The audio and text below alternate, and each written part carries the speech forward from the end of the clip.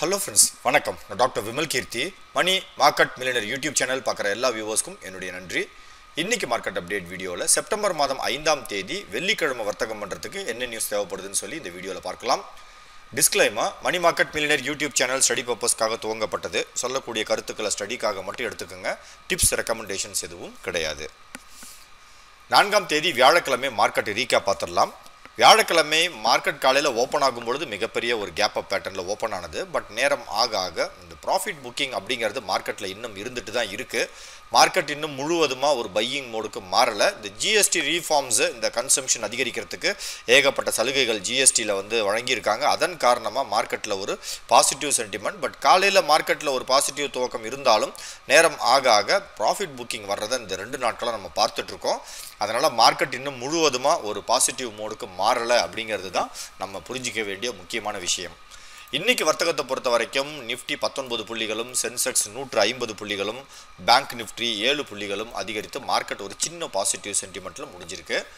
Sector wise performance பார்க்கும் பொழுது automobile, FMCG, bank சார்ந்த துறைகள் எல்லாம் இன்றைக்கி ஓரளவு பாசிட்டிவில் வர்த்தகமானது. நெகட்டிவ் சென்டிமெண்ட்டை பொறுத்த வரைக்கும் CBSE, BSc, PSU bank, energy மற்றும் ஐடி துறை சார்ந்த பங்குகளெல்லாம் ப்ராஃபிட் புக்கிங்கில் வர்த்தகமானது. சார்ட்டை பொறுத்த வரைக்கும் இன்றைக்கி பார்த்தோம் அப்படின்னா இந்த 20 மற்றும் 50 டே மூவிங் ஆவரேஜை காலையிலேயே நம்ம பிரேக் அவுட் பண்ணி ஒரு பாசிட்டிவ் ஓப்பனிங் கொடுத்தோம். பட் இன்றைக்கி ஓப்பன் ஆன இடத்துல இருந்தே மார்க்கெட்டில் ஒரு செல் ஆஃப் கிராஜுவலாக முடிவடையும் பொழுது மறுபடி பார்த்திங்கன்னா இந்த மூவிங் ஆவரேஜை டச் பண்ணி முடிச்சிருக்கோம். பட் இப்போதைக்கு இந்த மூவிங் ஆவரேஜை இன்றைக்கி கிராஸ் பண்ணது ஒரு பெரிய விஷயம். நாளைக்கும் ஒரு கிராசிங் நடக்கணும். அதுவும் இல்லாமல் தனிப்பட்ட ஒரு கேண்டில் மூவிங் ஆவரேஜுக்கு மேலே ஃபார்ம் ஆனால் தான் நமக்கு மார்க்கெட் ஒரு பையிங் மோடில் இருக்குது அப்படிங்கிறதுக்கு உண்டான ஒரு கன்ஃபர்மேஷன் கிடைக்கும். மறுபடி இந்த மூவிங் ஆவரேஜை டச் பண்ணி வர்த்தகம் இருந்தது அப்படின்னா கண்டிப்பாக நம்ம பொறுத்திருந்து தான் வர்த்தகத்தை பார்க்கணும். இன்றைய வர்த்தகத்தை பொறுத்த வரைக்கும் நிஃப்டி ஓப்பன் ஆகும்பொழுது 24,980, க்ளோசிங் 24,739. இந்த ஓப்பனிங் அண்ட் க்ளோசிங்க்கு நடுவில் பார்த்தீங்கன்னா ஆல்மோஸ்ட் ஒரு 240 புள்ளிகள் கிட்ட இன்றைக்கி வித்தியாசம் இருக்குது. பட் ஓப்பனிங் அண்ட் க்ளோசிங்க்கு நடுவில் 240 புள்ளிகள் இருந்தாலும் கடைசியில் முடிவடையும் பொழுது ஒரு சின்ன பாசிட்டிவ் சென்டிமெண்ட்டில் தான் முடிஞ்சிருக்கு. நம்ம இன்ட்ராடே பேசிஸில் என்ன நடந்தது அப்படிங்கிறத நம்ம 5 மினிட்ஸ் சார்ட்டில் பார்க்கலாம். நிஃப்டியினுடைய 5 மினிட்ஸ் சார்ட் இது. காலையில் மார்க்கெட் ஓப்பனிங் பாருங்கள். அந்த ப்ரீவியஸ் க்ளோசிங்லேருந்து ஒரு மிகப்பெரிய ஒரு கேப் அப் ஓப்பனிங் காலையில் மார்க்கெட்டுக்கு கிடைத்தது.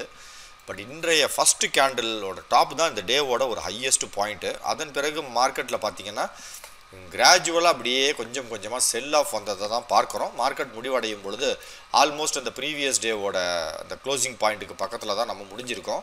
இப்போ மார்க்கெட்டில் காலையில் ஒரு பாசிட்டிவ் மொமெண்டம் இருந்தாலும் இமீடியட்டாக செல்லர்ஸ் ஒரு ப்ராஃபிட் புக்கிங் பண்ணுறாங்க அப்படிங்கிறது தான் இந்த சார்ட் நமக்கு சொல்லக்கூடிய உண்மை. பேங்க் நிஃப்டி ஆல்மோஸ்ட் அதே மாதிரி ஒரு சென்டிமெண்ட் தான். காலையில் மார்க்கெட் ஓப்பனிங் பாருங்கள், ஒரு கேப் அப் பேட்டர்ன். ஃபஸ்ட்டு கேண்டிலோட டாப் தான் ஹையஸ்ட் பாயிண்ட்டு. அதன் பிறகு கிராஜுவலாக அப்படியே ஒரு செல்லிங். மார்க்கெட் அப்போ முழுவதுமாக ஒரு பை மோடுக்கு மாறலை அப்படிங்கிறது தான் நம்ம இன்றைக்கி சார்ட்லேயும் நமக்கு தெரிஞ்ச ஒரு மிகப்பெரிய விஷயம். அதனால் கொஞ்சம் கவனத்தோட மார்க்கெட்டை அணுகுவோம். நாளைக்கு வர்த்தகத்தை பொறுத்த வரைக்கும் இன்றைய டாப் 24,980 தான் ரெசிஸ்டன்ஸ் லெவலாக இருக்கும். சப்போர்ட் லெவல் இன்றைக்கி லோ பாயிண்ட் 24,700 ரவுண்டட் நம்பர் நம்ம மெயின்டைன் பண்ணலாம். பேங்க் நிஃப்டியை பொறுத்த வரைக்கும் நாளைக்கு நம்ம வாட்ச் பண்ணக்கூடிய முக்கியமான லெவல் டெய்லி சார்ட்டை பொறுத்த வரைக்கும் இது பேங்க் நிஃப்டி இன்னும் பெருசாக ஒரு பையிங் மோடுக்கு மாறலை. இன்றைக்கி ஹை பாயிண்ட் 54,450 54,500ங்கிறதே மெயின்டைன் பண்ணலாம். சப்போர்ட் லெவல் ஒரு 53,950 அப்படிங்கிறது சப்போர்ட் லெவல் நாளைக்கு மெயின்டைன் பண்ணி பார்க்கலாம். குளோபல் மார்க்கெட்ஸை பொறுத்த வரைக்கும் இன்றைக்கி ஏஷியன் மார்க்கெட்ஸில் ஒரு மிக்சடு சென்டிமெண்ட். பட் சில மார்க்கெட் நல்ல ஒரு பெரிய அளவுக்கு பவுன்ஸ் பேக் ஆச்சு. நிக்காயெல்லாம் இன்றைக்கி 1.5% கிட்ட விலை அதிகரித்து வர்த்தகமானது. யூரோப்பியன் மார்க்கெட்ஸில் ஒரு மிக்சடு சென்டிமெண்ட். அதனால் பெரிய அளவுக்கு ரெக்கவரி இல்லை. நாஸ்டாக் ஃப்ளாட்டாக தான் இப்போ இருக்குது. கிஃப்ட் நிஃப்டி ஃப்ளாட்டாக தான் வர்த்தகமாயிட்டிருக்கு. நாளைக்கு காலையில் எப்படி இருக்குன்றத டெலிகிராம் சேனலில் பார்க்கலாம். இன்று நடந்த முக்கியமான நிகழ்வுகள்: ஓலா எலக்ட்ரிக் இந்த தொடர்ந்து 2-3 நாட்களாக பாசிட்டிவில் இருந்தது. இன்றைக்கி ஒரு ப்ராஃபிட் புக்கிங் வந்திருக்கு 8%. சோலார் இண்டஸ்ட்ரீஸ் இன்றைக்கி ஒரு 3% விலை குறைந்து வர்த்தகமானது. இவர்களுடைய பிளான்ட்டில் நாக்பூர் பிளான்ட்டில் ஒரு எக்ஸ்ப்ளோஷன் நடந்திருக்கு. அதில் கொஞ்சம் இன்ஜுரியும் ரெக்கார்ட் பண்ணியிருக்காங்க. Negative sentiment. இண்டஸ்இண்ட் பேங்க்கில் மறுபடியும் அக்கௌண்டிங் டிஸ்கிரிபன்சி காரணமாக இன்றைக்கி ஒரு ப்ராஃபிட் புக்கிங் நெகட்டிவ் சென்டிமெண்ட்டில் வர்த்தகமானது. இன்றைக்கி 2% சரிந்தது. டெல்டா கார்ப் 9% விலை குறைந்தது. இந்த ஜிஎஸ்டி கவுன்சில் இந்த ஸ்போர்ட்ஸ் ஆன்லைன் ஈவெண்ட்டுக்கு 28%லேருந்து 40% டேக்ஸை இன்க்ரீஸ் பண்ணுறதா சொல்லியிருக்காங்க. அதுவும் இல்லாமல் கன்சம்ஷனை ஸ்பெண்ட் பண்ணுறதுக்கு ஏகப்பட்ட செக்டருக்கு ஒரு பாசிட்டிவ் மொமெண்டம். அதில் Pratap snacks, consumption related snacks, அதற்கப்புறம் மஹேந்திரா அண்ட் மஹேந்திரா M&M, இதெல்லாம் நல்ல ஒரு பாசிட்டிவ் சென்டிமெண்ட். இந்த 3 ஸ்டாக்குமே கன்சம்ஷன் ஓரியன்டாக பெரிய அளவுக்கு பாசிட்டிவில் வர்த்தகமானது. காட்ஃப்ரே ஃபிலிப்ஸ் டொபாக்கோவுக்கு 40% அளவுக்கு டேக்ஸ் ரிலே பண்ணியிருக்காங்க. பட் இருந்தாலும் புரோக்கரேஜஸ் எல்லாம் ஒரு பாசிட்டிவ் ரிவ்யூ கொடுத்ததால இன்றைக்கி பாசிட்டிவில் வர்த்தகமானது. ட்ரெண்ட் இன்றைக்கி பார்த்தீங்க அப்படின்னா அப்பேரல்ஸ்க்கு ஒரு 5% அளவுக்கு இன்றைக்கி பாசிட்டிவில் வர்த்தகமானது. இந்த GST கவுன்சில் மீட்டிங்கில் இதற்கும் ஒரு சாதகமான ஒரு நியூஸ் வந்திருக்கு. பாலிமெடிக்யூர் 1% விலை சரிந்தது. இவர்கள் வந்து இந்த ஸ்டேக்கை பர்ச்சேஸ் பண்ணுறதுக்கு உண்டான அக்ரிமெண்ட் காரணமாக இன்றைக்கி ஒரு சின்ன ஒரு சரிவு. FII மற்றும் DII டேட்டா இன்றைக்கி பெரிய அளவுக்கு ஃபாரின் இன்வெஸ்டர்ஸ் செல்லிங் பண்ணலை. பட் டொமஸ்டிக் இன்வெஸ்டர்ஸில் பெரிய அளவுக்கு பையிங் இருக்குது. பட் தொடர்ந்து இங்கே ரெட் இருக்கிறது தான் பிரச்சனையே மார்க்கெட்டுக்கு. இது க்ரீன் ஆகும் பொழுது பெரிய அளவுக்கு பையிங் வரும். கமோடிட்டிஸ் பொறுத்த வரைக்கும் இன்றைக்கி கோல்டு, சில்வர், க்ரூட் ஆயில் கொஞ்சம் விலை குறைந்தது. நேச்சுரல் கேஸ் இன்றைக்கி ஒரு ஃப்ளாட் பாசிட்டிவில் வர்த்தகமாயிருக்கு. மோஸ்ட் ஆக்டிவ் ஸ்டாக்கை பொறுத்த வரைக்கும் தான் இந்த GST நியூஸை பேஸ் பண்ணி நிறைய ஸ்டாக் மூவ் ஆனது. EV கேட்டகரி M&M இன்றைக்கி மிகப்பெரிய ஒரு கேப் அப்பில் ஓப்பன் ஆனது. பட் இருந்தாலும் மொமெண்டம் இல்லை. மறுபடி பார்த்திங்கன்னா ப்ராஃபிட் புக்கிங்கில் கேண்டிலோட லோவில் க்ளோசிங் இருக்குது. கொஞ்சம் கவனம் தேவை. Bajaj finance, Reliance, HDFC bank இதெல்லாம் இன்றைக்கி ஓரளவு மார்ஜினலி பாசிட்டிவ். ரிலையன்ஸ் வந்து கடைசியில் முடிவடையும் பொழுது நெகட்டிவ். டாப் கெய்னர்ஸ் மறுபடியும் M&M, பஜாஜ் ஃபினான்ஸ் அந்த லிஸ்ட்டில் வந்திருக்கு. அதன் பிறகு ஜூபிலண்ட் ஃபுட், பிரிட்டானியா, இந்த கன்சம்ஷன் சம்மந்தப்பட்ட ஸ்டாக்குக்கெல்லாம் GSTயில் ஒரு ரிலீஃப் இருக்குது. டாப் லூசர்ஸ் பேடிஎம் இன்றைக்கி profit booking, Exide, Max Finance, Varun beverages, Tata consumer எல்லாம் negative. 52 week high M&M, Syrma SGS நான் ஸ்டாக்ஸ் டு வாட்சில் எடுத்திருக்கேன். அதை தொடர்ந்து முத்தூட் ஃபினான்ஸ், கம்மின்ஸ் மற்றும் ஆனந்த் ராதி எல்லாம் இன்றைக்கி பாசிட்டிவில் வர்த்தகமானது. 52 வீக் லோ முக்கியமான கம்பெனிஸ் எதுவும் இல்லை. அப்பர் சர்க்கியூட்டை பொறுத்த வரைக்கும் இன்றைக்கி பார்த்திங்கன்னா இதில் ட்ராக் பண்ணுற மாதிரி கம்பெனிஸ் இல்லை. லோயர் சர்க்கியூட்லேயும் முக்கியமான கம்பெனிஸ் எதுவும் இல்லை. ப்ரைஸ் மொமெண்டம் இன்ட்ராடேல பாட்டா இன்றைக்கி பெரிய அளவுக்கு ரைஸ் ஆகிருக்கு. சார்ட் பேட்டர்னில் பார்க்கும் பொழுது வெர்டிக்கலாக ஒரு 6வது நாளாக விலை அதிகரிச்சிருக்கு. பட் இது 1260 கிராஸ் பண்ணணும். இன்கேஸ் கிராஸ் பண்ணதுன்னா இதை நம்ம வாட்ச் லிஸ்ட்டில் ஸ்டடி பண்ணி பார்க்கலாம், இல்லைன்னா அவாய்ட் பண்ணிக்கலாம். அதே மாதிரி டோம்ஸ் இன்றைக்கி பெரிய அளவுக்கு ரைஸ் ஆகிருக்கு. டோம்ஸில் இன்றைக்கி கேப் அப் பேட்டர்னில் ஓப்பனிங் இருந்தாலும் ப்ராஃபிட் புக்கிங் வந்து கேண்டில் ரெட்டில் இருக்குது. அதனால் கொஞ்சம் கவனம் தேவை. என்ன பிரச்சனைனா GSTயில் ஏகப்பட்ட சலுகைகள் கொடுத்துருக்காங்க. நிறைய ஸ்டாக் வந்து ட்ரிகர் ஆகிற மாதிரி. பட் ஆனால் காலையில் ஓப்பனிங் பாசிட்டிவ் இருந்தாலும் நேரம் ஆக ஆக அப்படியே ஒரு ப்ராஃபிட் புக்கிங் வருது. என்னுடைய சஜஷன் இன்வெஸ்டர்ஸ்க்கு என்ன அப்படின்னா, பங்குகளை வாங்கணும்னு யாராவது நினச்சிங்கன்னா காலையில் ஏர்லியில் வாங்காதீங்க. 2 மணிக்கு மேலே ஓரளவு செட்டில் ஆகிருக்கும். அன்றைக்கி மார்க்கெட் மூவ்மெண்ட்டெல்லாம் அப்சர்வ் ஆகிருக்கும். யூரோப்பியன் மார்க்கெட்ஸோட இம்பேக்டும் நம்ம ஸ்டாக்கில் வந்திருக்கும்.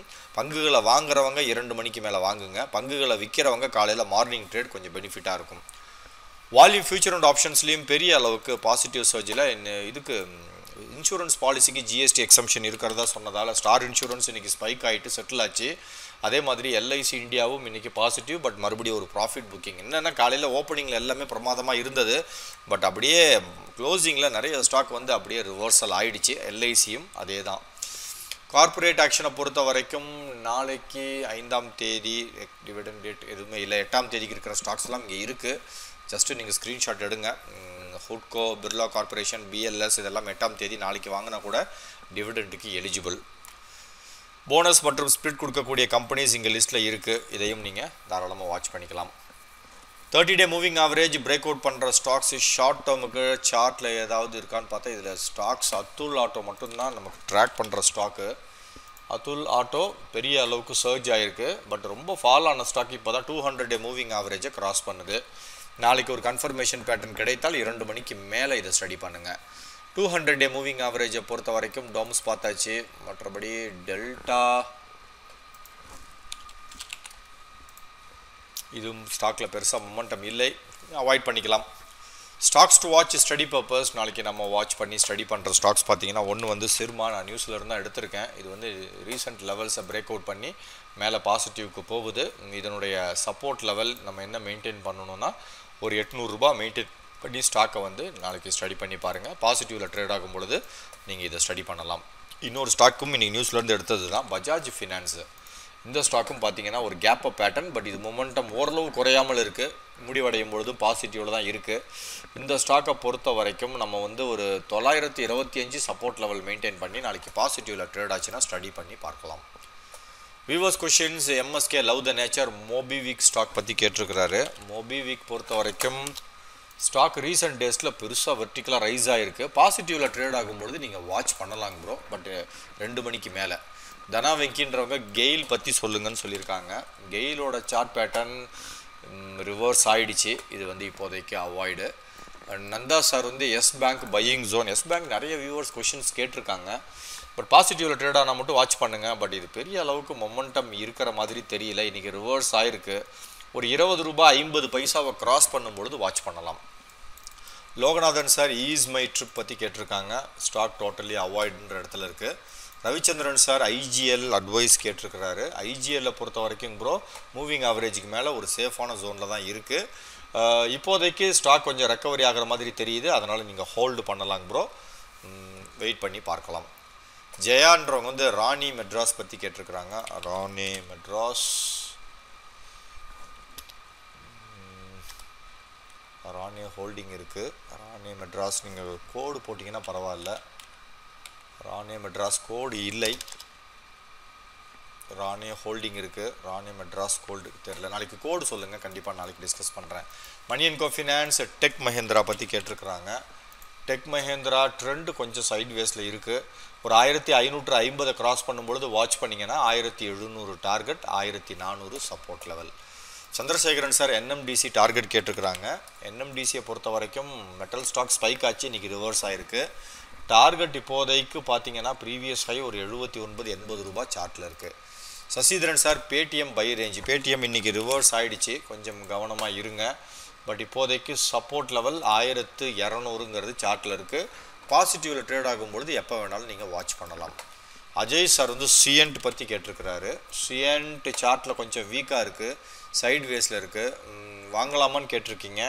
ஸ்டாக் ஒரு 1250 கிராஸ் பண்ணால் தான் பையிங் ஜோனுக்கே மாறும்.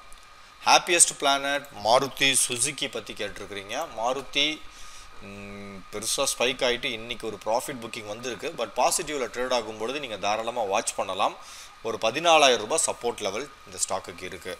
கார்த்திக் சார் அவான்டெல் ஆவரேஜ், அவான்டெல் பொறுத்த வரைக்கும் ஸ்டாக் ஆவரேஜ் பண்ணுறதா இருந்தால் எப்போ வேணாலும் பாசிட்டிவில் ட்ரேட் ஆகும்பொழுது பண்ணலாம். தியாபு சார் ஆப்டிமஸ் ஃபினான்ஷியல் லிமிடெட்,